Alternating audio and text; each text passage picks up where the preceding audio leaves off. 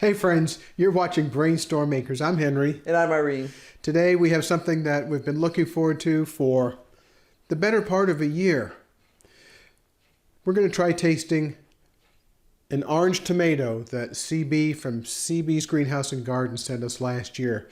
We grew them. Year before last. Oh, I'm pretty sure. Well, we tried to grow a while ago. We tried to grow it last year. Yeah. It did pretty well until it didn't. It wasn't the tomatoes' fault. But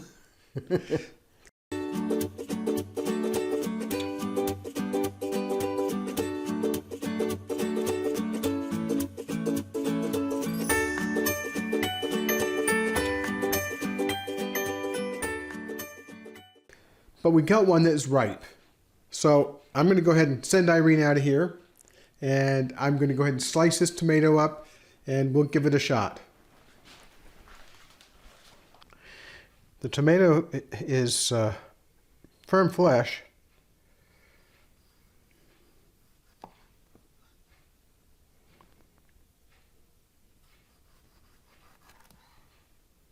It looks pretty.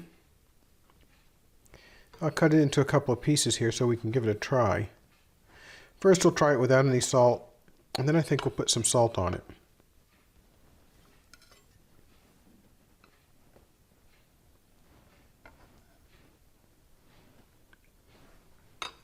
Are you ready, Irene? Sure.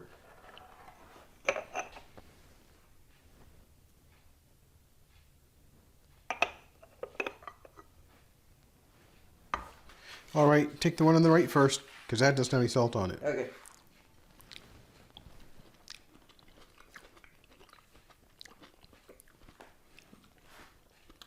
Just tastes like a tomato. A good tomato. Tastes like a very good tomato.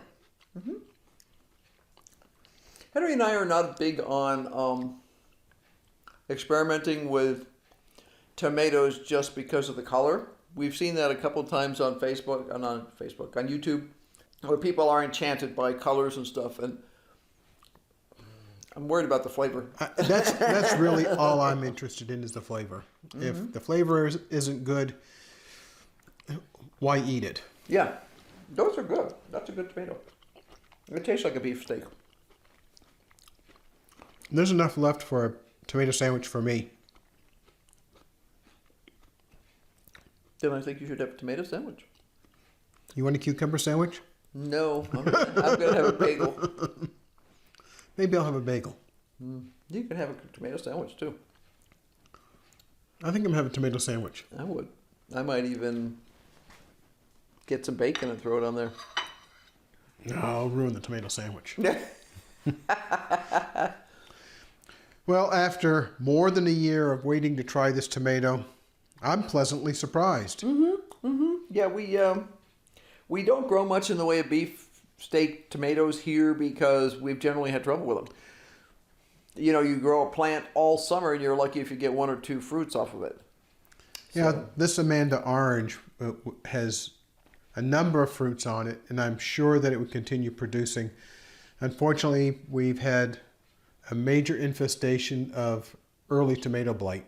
Yeah, it started on the Amanda Orange and went to the other one, and now it's moved over to the plants next to it. We're going to have to get rid of the two Amanda Oranges, and then we'll treat the other ones with copper.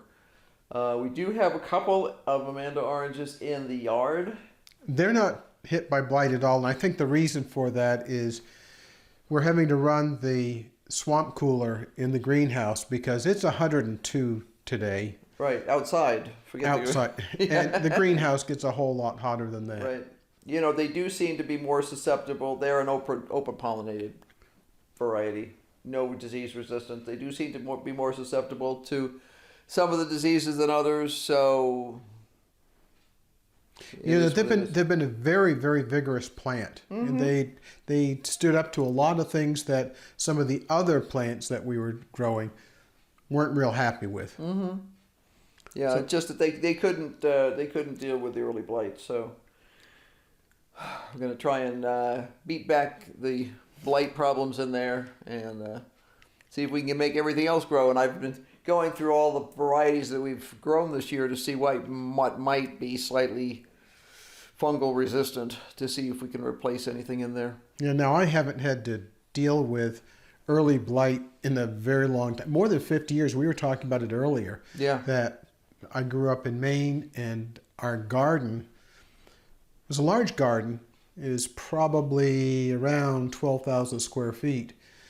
The tomato plants and other plants got regular treatment with fungicides, and I hadn't really thought about that in at least 50 years. Yeah, and see, we've never had to use fungicides any place we've lived because most of the places that we grew gardens, it was drier.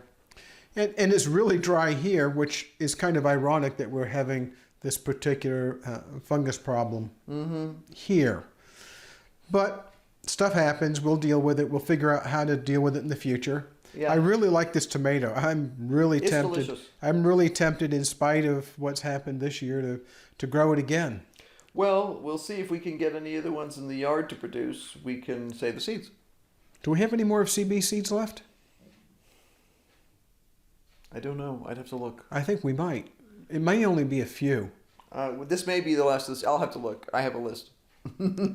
Anyway, hope this was of interest to you, that you found it fascinating that we actually have tried our first ever orange tomato. Yeah. I mean, I'm sure. I know I've had like orange cherry tomatoes in salads and stuff places. I generally was not impressed by them, but they also, sometimes when you buy a salad, they're not as ripe as they ought to be. I mean, a lot of times when you get cherry tomatoes someplace, it's like, oh, look, little golf balls. Little hockey pucks.